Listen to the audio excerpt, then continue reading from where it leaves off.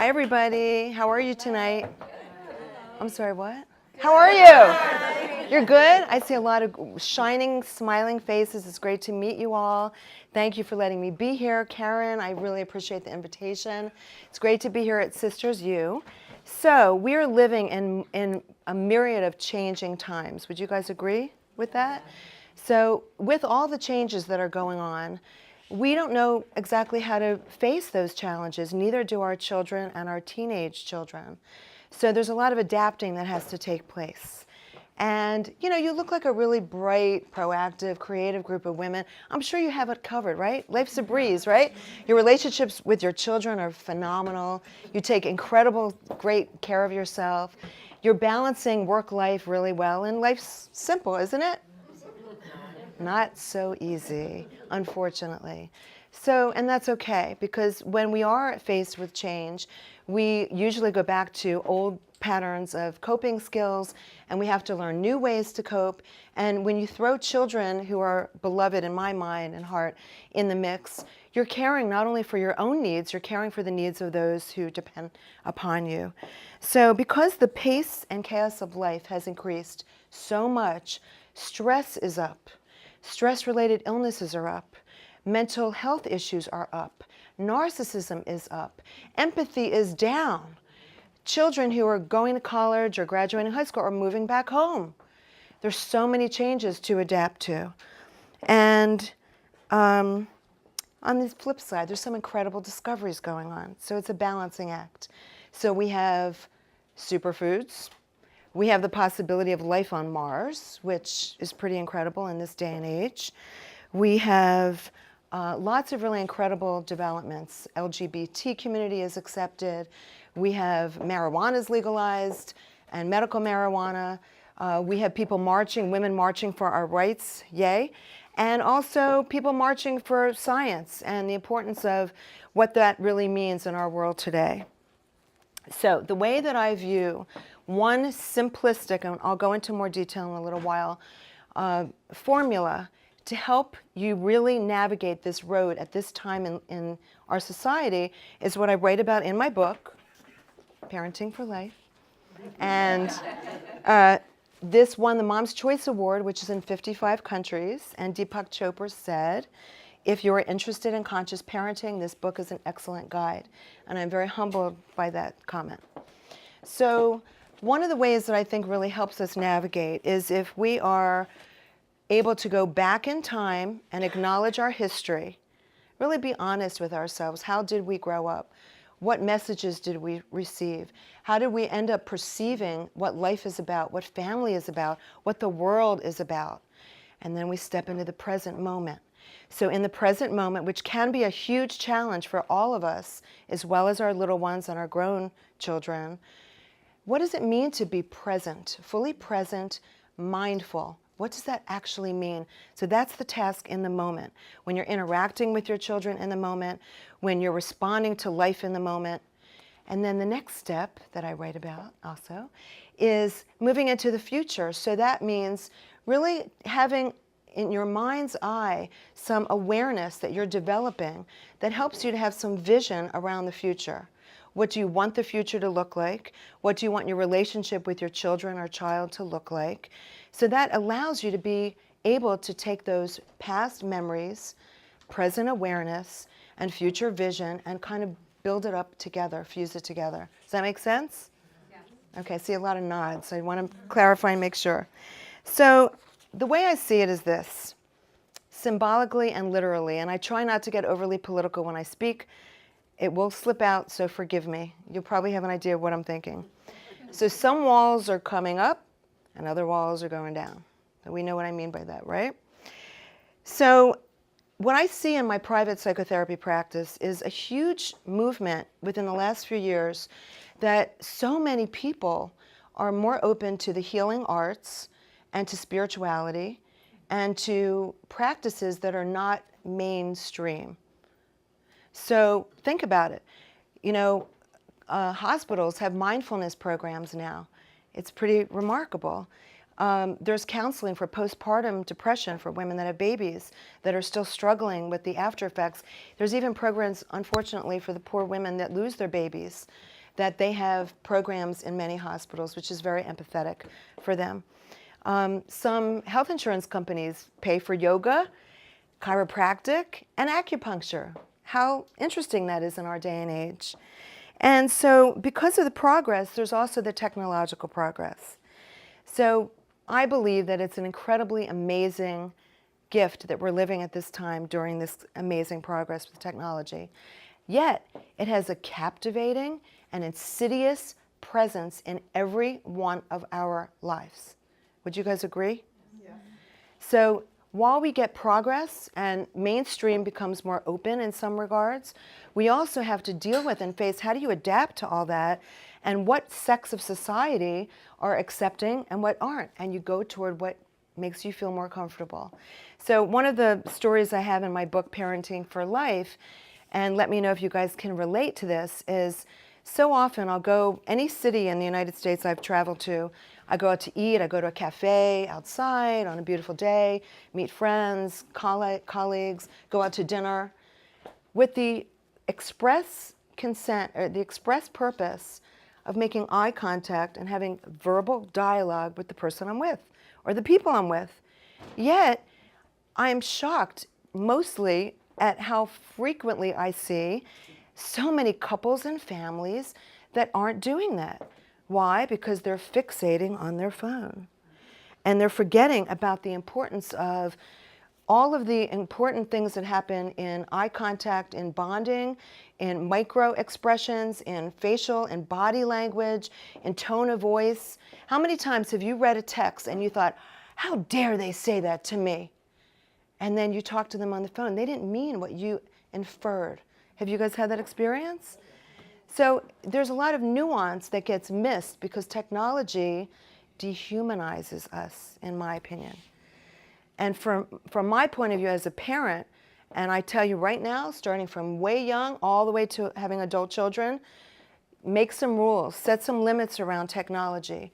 And the minute that you can divorce yourself and your children can put it down for 5 seconds, then you have the option of becoming human again.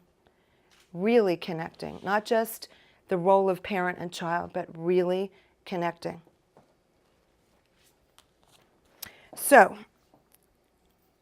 in the course of the work that I do, I have recently started to notice that a lot of my clients who lately are, many of them are adults, have wounded inner children. And I'm a child advocate and I love children of all ages. And all of children's job really is to just really grow into their developmental milestone until they get to the next one and the next one and the next one. And as parents, we often really lose that because we're so frantic. We're not only frantic with what do we do, how do we respond, but how do we handle what's going on, the influx, the bombardment of what's going on in our world. It's fast, it's scary. How do we handle it, let alone how do we teach our children to handle it? So please keep in mind that all of our lives, every person's life, is formed, shaped, and characterized by the relationships that we have beginning at home. And we also have the opportunity to take a look at what that is, as I mentioned earlier, in terms of your past history and maybe current history in your family, and really understand that that role that you have as a parent is helping your child or children with a number of things. Personal identity, who they are, self-esteem, how they feel about themselves, and self-worth, in some cases body image, relationship skills, coping skills, relationship patterns, and future relationships. So when I mention the piece where you then step into the future in your mind and in your behavior and take some time in interactions, and we'll get into that in a little bit, with your child or children to see how is this instant going to actually impact not only who this person becomes, but who we are together. And it's very humbling. It's actually a wonderful gift that you can thank your child for, internally or verbally. So you have the opportunity to create the family life that you wish that you have now. So the family, your original family is your family of origin. The family that you're in now is called a nuclear family. And you have that power as the family leader to really allow what matters to you most, coming from your heart, coming from your values, coming from your past experience, coming from dealing with what's going on in the world, your morals, your ethics, your values, to really infuse that in your moment-to-moment interactions. Not that you're lecturing and preaching because they're going to tune you out. It's living it. It's putting down your phone or whatnot and interacting, really listening. And we'll get into that in a little bit. So the way that I like to phrase it, because I believe in democratic parenting, is parents in charge, children have a voice. Can you guys repeat that? Parents in charge, children have a voice. And really what that does is it makes everyone happy. It puts the roles in perspective so that it isn't just about, well, I'm exhausted, I worked 12 hours today, and how dare you need me right now? Or I've been in school all day, and I don't know how to handle something, and I'm asking for your attention, and you're so busy. It's really consciously making choices with the words you speak, the thoughts you think, the behaviors, the actions that you consistently impart to your children. And many times they will pick up on what you don't say. I will add a quick little add-on, which is, and people don't always understand this, toddlers and teenagers have the same developmental tasks as each other. It's really cool. So if you've raised a toddler, guess what? Teenager doesn't have to be hell on wheels because you've already kind of gone through that, so is your child. There's just different manifestations of what that means to individuate and be autonomous and to push against authority and to hear their own voice and to make mistakes and to live with those mistakes. So we don't have to be as, forgive the phrase, threatened when our teenagers assert themselves. They're supposed to. Let me tell you a little bit about me. So, I was a very shy, creative, observant child. I watched a lot. I paid a lot of attention. I always wanted to help people when I grew up. Let's see what else. I'm very creative. I do a lot of art forms, and I'm pretty spiritual as well. And apparently, since I was very young, I have had some abilities there. And I ended up getting married, having 2 children. I ended up then raising my 2 children by myself as a single mom. I didn't expect it. I wasn't prepared for it. And I gave it all I had. And I still do, and I always will. I advocate for my children, no matter what's going on with them, no matter what's going on with us. I'm not perfect. I'm just saying that it's been a joy because it's part of my life's work to be a great mom and to teach other parents as well. So I have a 24-year-old, I have an 18-year-old, and I just submitted my second story, we'll see what happens, to Chicken Soup for the Soul, called Evolution of a Single Mom. So we'll see. And it's in a book called Positively Happy, because my take on it is that it's really wonderful. I'm very happy with the path that I've been on, despite the change that I didn't expect early on. That's how it goes. So I've been in private practice for over 30 years. I'm an expressive arts therapist, so I do a bunch of stuff. I do art therapy, I do talk therapy, I do writing therapy, psychodrama. I do something, it's body-oriented psychotherapy called bioenergetics analysis, which is cathartic work. It's very intense, very important though. I do cognitive behavioral therapy, I do mindfulness, I teach people meditation and creative visualization, and I'm very interested in being very present everywhere I am, pretty much all the time while I'm awake. So, and even in my dreams, I seem to be pretty aware, which is not good for sleeping. So the movement that was mentioned before is something that it's called Conscious Parents Unite. And if you'd like to learn more about it, you can go to Facebook and LinkedIn. I created groups. I'm not really sure what's the evolution will be yet. I just wanted to kind of put it out there and like see who's interested, and we'll see, right? So I'm happy to be a part of some important societal movements. I'm hoping that that's the case. And my mission is to lovingly empower parents, children, and the inner child in everyone. So I really do acknowledge that we all have younger parts of ourselves. Some of my clients, their toddlers are present a lot, or they're stuck developmentally, and that's a whole other conversation. Some of my clients, it seems like I'm talking to a teenager, so we kind of can access some healing work based on that as well.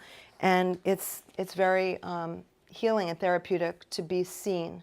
So that while I say that parents are in charge, children have a voice, I teach my clients and my readers how to reparent oneself, and also how to honor and heal their inner child. So having said that, we're going to do a little exercise. Are you guys game? Okay, what a great group you all are. So if you could please uncross your legs, please, thank you. Make sure you have plenty of room. If you, it's not important to take off glasses if you wear glasses, but if you feel like doing it, do it. If not, keep them on. It's your choice. So all I'm asking right now is to just please get very comfortable in the chair as much as you can.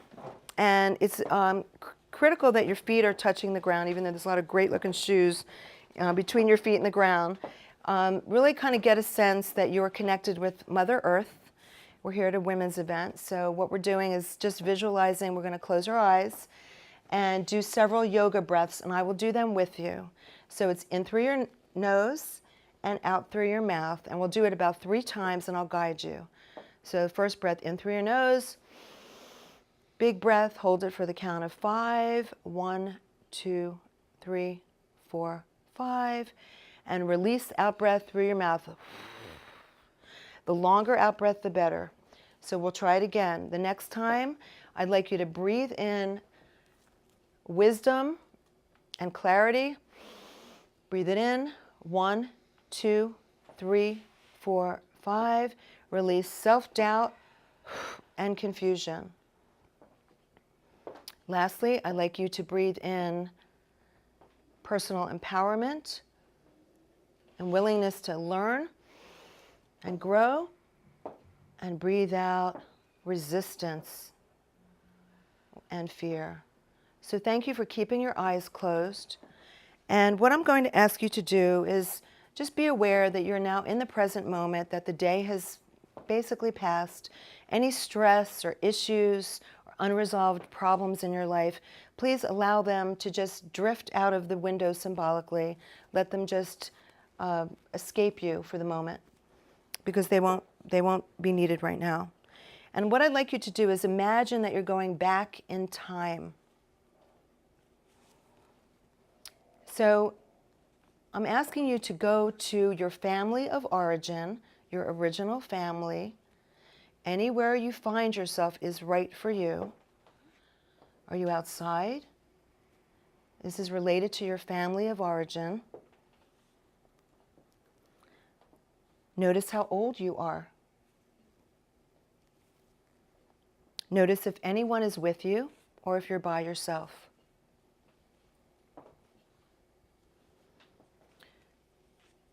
See if you can pick up on a holistic emotional feeling that you have being in this family and in this home. Get in touch with what that feels like for you. Whatever you feel is perfectly fine for you.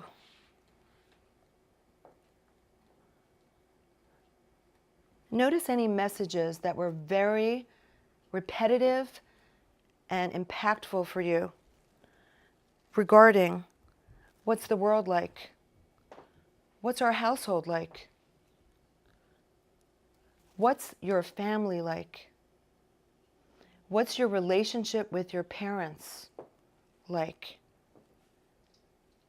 And how are you valued as an important member of your family?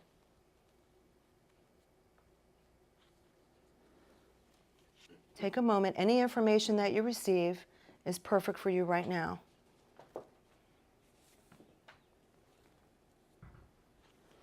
Any messages that you receive, please remember, because now we're moving on. And I'd like you to fast forward like you're time traveling. Use your imagination. We all have one. And I'd like you to please go to your current family now, your nuclear family, even if your children are grown. You're a spectator at the moment. Again, see yourself, where you are, if anyone is with you, or if you're by yourself. And what is the family feeling that you have in this family? What are the messages that you're recycling or sending to your children? We're not judging, we're just observing now. Notice what the messages are in your behavior and words about your relationship with your children. Just observe as a spectator would.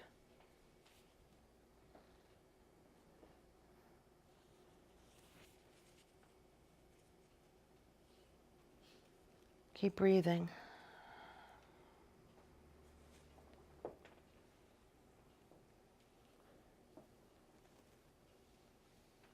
So everyone take a nice deep breath. Give yourself permission to just relax no matter what just happened. And when you're ready, feel yourself sitting in the chair and please open your eyes. Let me give you some tips. I'm going to give you some pointers that I believe from my experience working with parents and children and families and my own experiences. I think a very devoted and I hope very successful mom. That I think are really important and key elements in relating to children. So one element is being mindful and intentional. So when you're relating to your children and you're present, you know that you're clear about what you want to convey. If you're not mindful and you're scattered or you're stressed out, it's really easy to lose sight of that and forget that your role is to be the parent in charge while your children have voices. So that intention is really key, and mindfulness is something that's very freeing once you get the hang of it, like exercise. It's something that you can bank on, that you can slow yourself down and be as self-aware as possible in the moment. You'll learn a lot. Active listening, very, very important. To feed back to your child not only what you think you heard, but you're actually saying, I heard, did you say?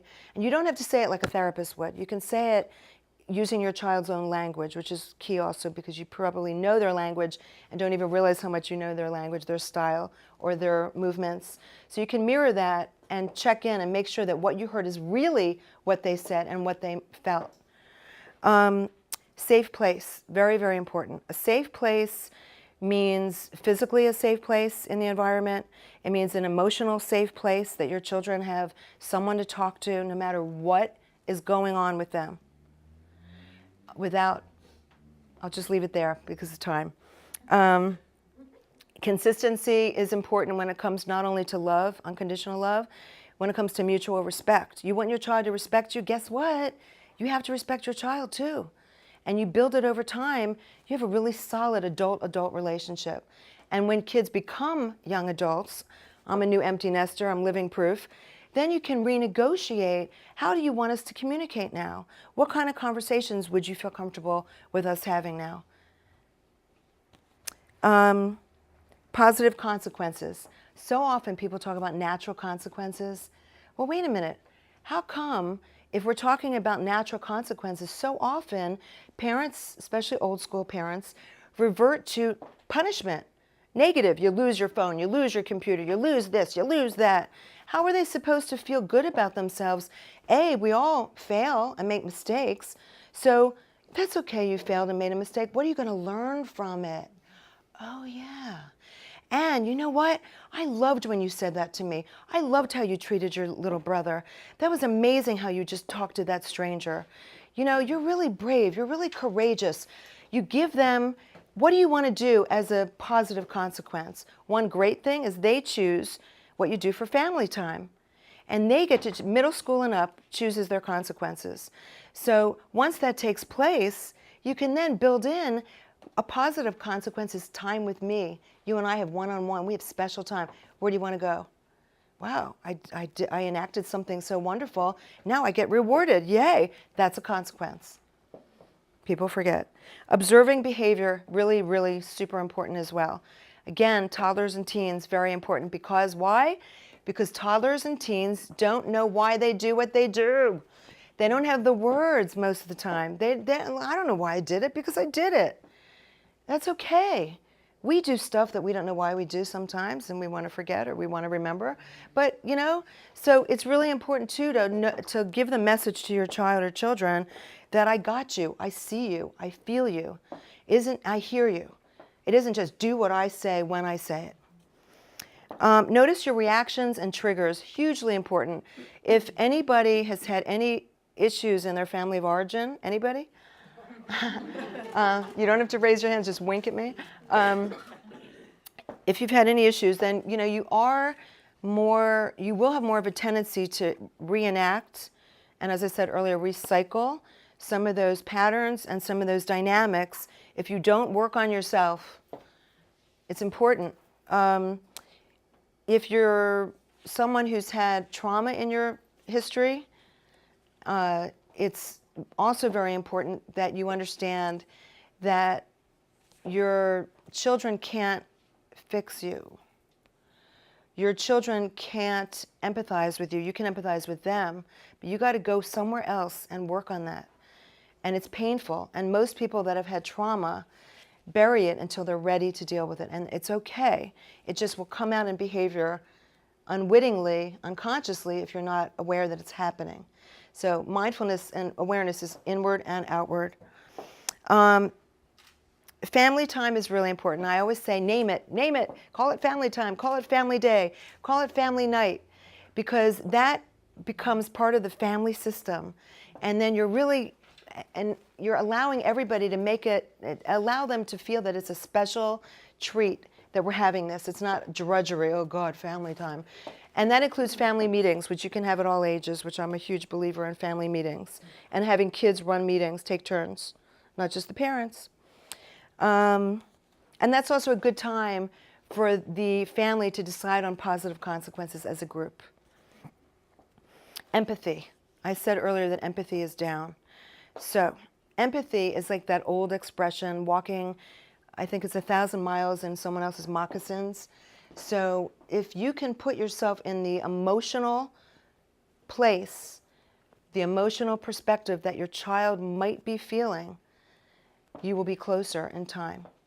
They will know that, again, you're there for them and you see them, you experience them, you feel them. Evolution. This is a biggie. They're all important. So evolution is, in what I wrote about, the opportunity for everyone to be both teacher and student in every relationship, including with your children. So that means that if you're consistently and continually growing and evolving as a human being and as a spiritual being, then you actually are learning from your child's learning from you, and you can evolve to greater depths of your authentic self. You're not the same as you were when you were 20, as you are when you're 40. Why? Because hopefully you're growing. And allow that to be part of the family dynamic, part of the family conversation. Self-care. Very few of us as moms, working moms, single moms, know what that means. Really get it, really give it to ourselves, and it's not okay. So that means that in moments where you feel that your life is, overwhelming in some regard, you can take care of your inner child. You can take care of your inner teen. You can ask yourself, what do I want? I want an ice cream cone. It'll make me really happy right now. Okay, fine, I'm on a diet, but, or I really want to run outside with my shoes off. Okay, I'm doing it, whatever. And you take care of yourself in whatever ways Some people need exercise, some people need social time with friends, some people need trips to get away from their children and spouses, and that's fine, because you have to recharge your battery. And I always say, if we don't take care of ourselves, who will? And we also teach people how to treat us. So your children, your spouses, your partners, whomever, are watching you take good care of yourself, holding your head up high, standing up straight and tall. Guess what? A, they're going to learn to do it, and B, they're going to respect you for it. So it's a really wonderful win, win, win, win, win all the way around. I also believe in fun.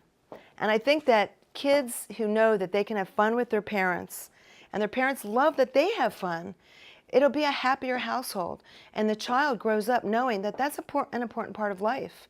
I don't know, do we know what to expect in the future in society? Is it going to be more stressful, more chaotic? So really factoring in time for self-care and fun keeps you grounded, keeps you feeling in tune to yourself as well. So I believe that the home is a microcosm of the world at large. And when you create a consistent place of connection, acceptance, communication, open dialogue, you're really teaching what the world can be like. And you're setting that example as a role model as well. So I'm here again to let you know that I think there's other factors we can talk about if anyone wants to talk with me later, about gratitude, about optimism, having faith, especially in the world that we live in today, and teaching that to children is also very empowering, not only for the parent, it's also empowering for the child to be able to handle that. And sometimes children are really frightened if they're overly exposed to the news or their parents' fears around what's going on in the world, and we need to protect them. I think, as I said earlier, I think that we have forgotten in our society and in some really important basic ways the importance of family and the protection and welfare of children. And for me, that's unacceptable. Not acceptable. I don't accept that. So I'm hoping to help change that. I'm selling books over here. If you're interested, I'll sign a book for you. Please fill out the feedback form. You can always contact me if you want to talk with me individually.